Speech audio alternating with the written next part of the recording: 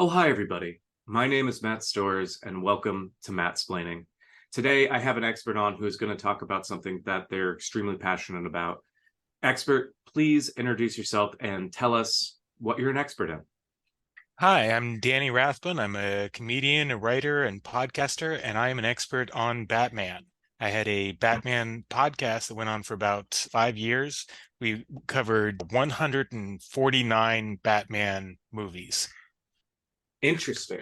My understanding of the Batman is that he is a character that has his origins in Detective Comics, who originally was a reflection on the haves and have-nots. Basically, this idea that our corporate overlords would save us from time to time, would come in and say, oh, these employees, these poor people of Gotham City, don't worry, you're not going to have affordable housing, but you will have your CEO of your company come in and beat up the bad guys that are trying to kill you.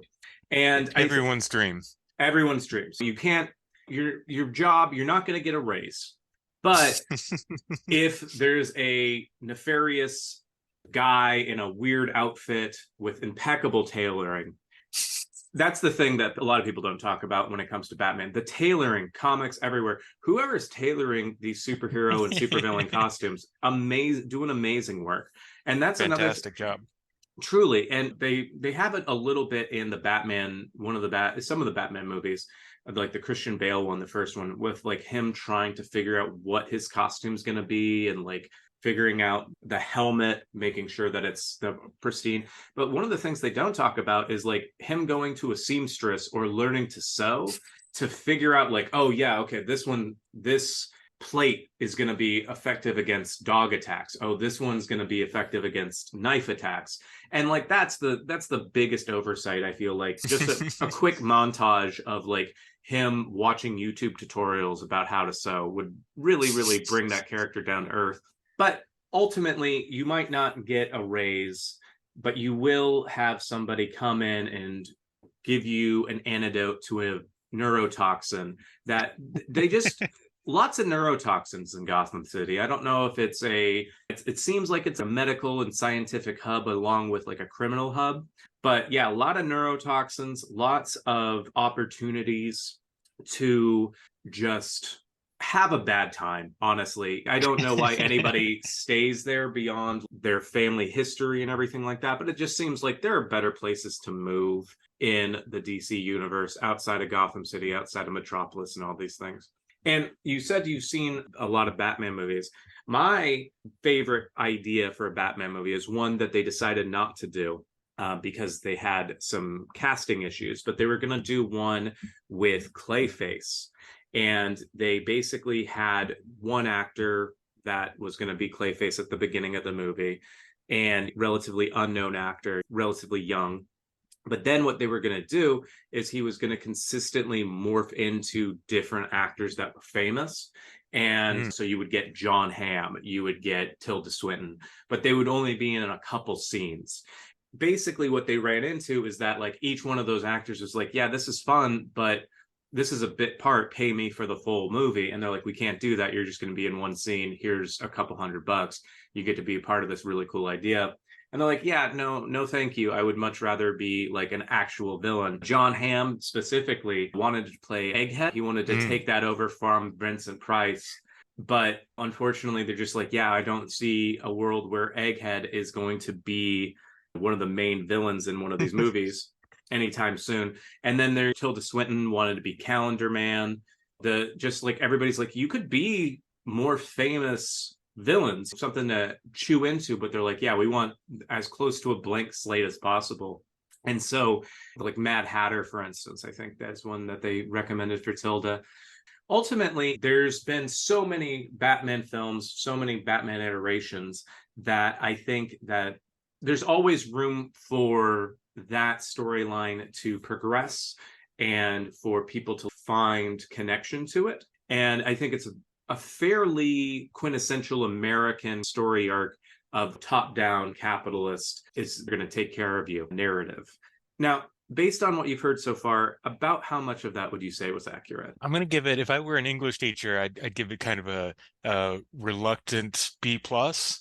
It felt like Okay. there's a lot of nothing you really said was not true. There's a lot of padding Hmm. to what you said, but there's nothing that was I can point to that's really wholly false. Okay, fantastic. A very good assessment. Tell me what your connection to Batman is. I started My first connection to Batman was the animated series from the 90s with Fantastic. the recently deceased Kevin Conroy. Hmm. And then I always liked the shows and the movies that came out. And then in high school and college, I started really getting into comics.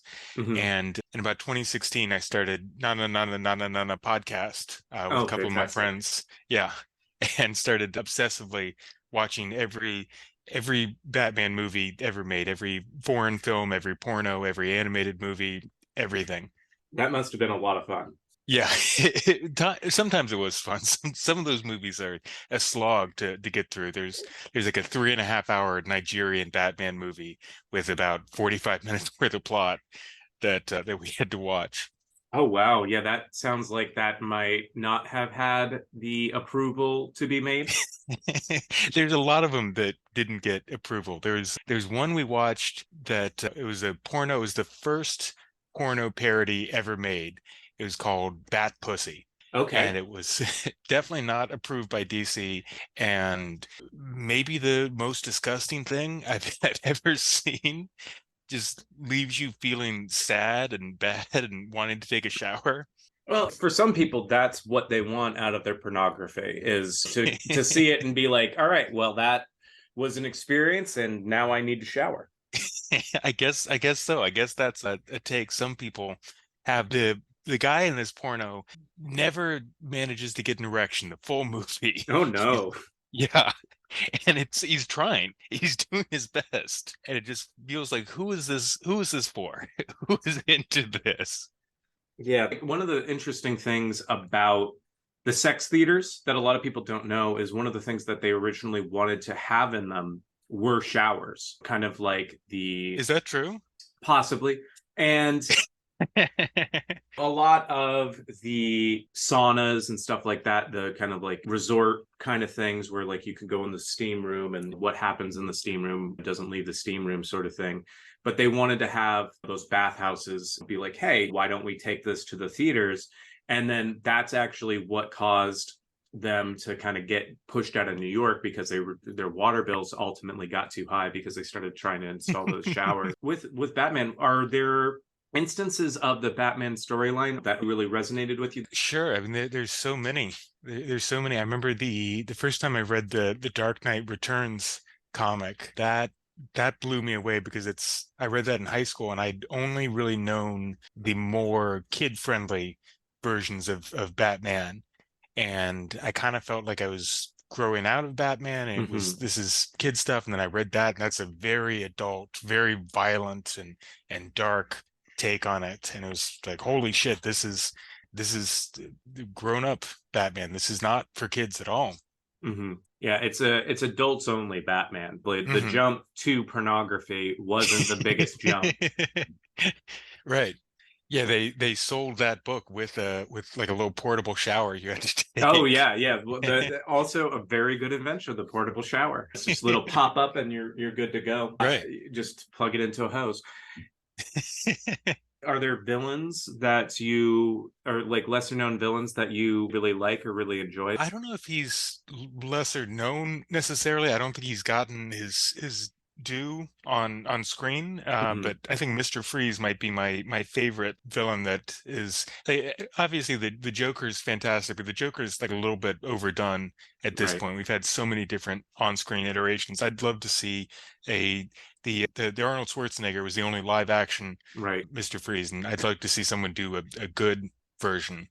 Yeah, I have played the video games and seen the chill out. I don't remember what his phrases are in the movie, but Mhm. putting you on ice or something of that nature. What killed the dinosaurs? The Ice Age. Exactly. Oh, good God, yeah. But I've been playing the video games and looking at some of the storylines in comic books and the cartoons and stuff like that.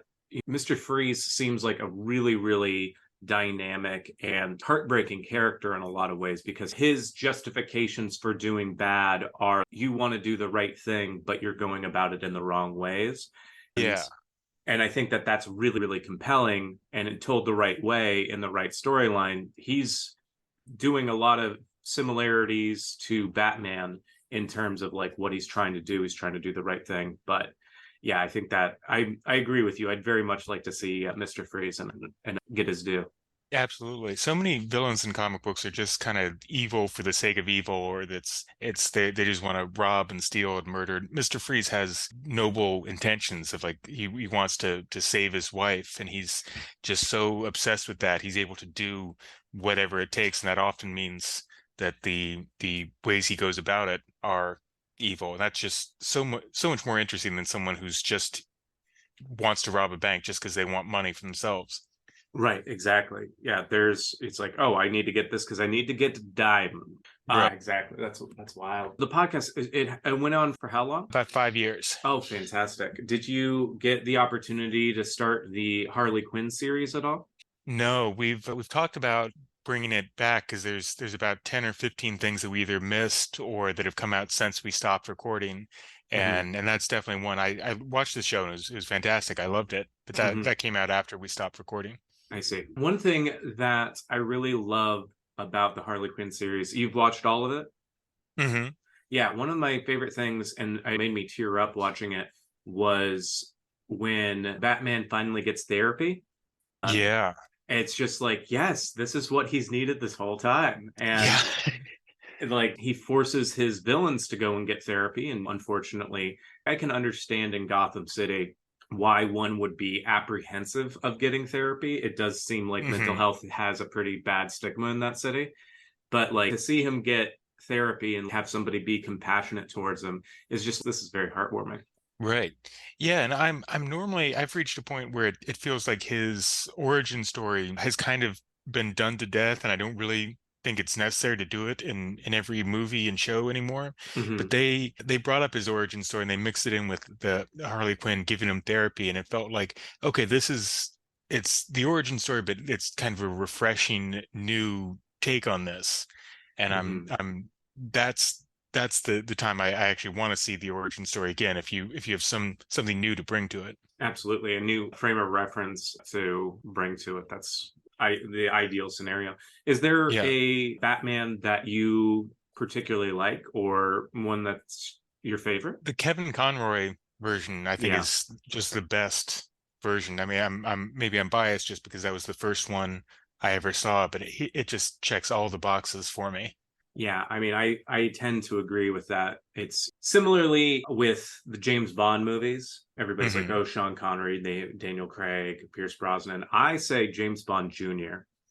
And From that, the like the Nintendo game? oh Is no, that so the cartoon, Oh, the cartoon. yeah, yeah. So it was James Bond's child with a mullet and a bunch of gadgets. It was just a delight. If people wanted to learn more about you or learn more about Batman, what would you recommend to them? Where could they find If you're able to find my podcast, it's it's hard to search for. It's not a podcast. It's probably easier to just search for my name, you? Hmm. Danny Rathbun, or you can find me on Twitter at Danny Rathbun or on Instagram at yakbutter27.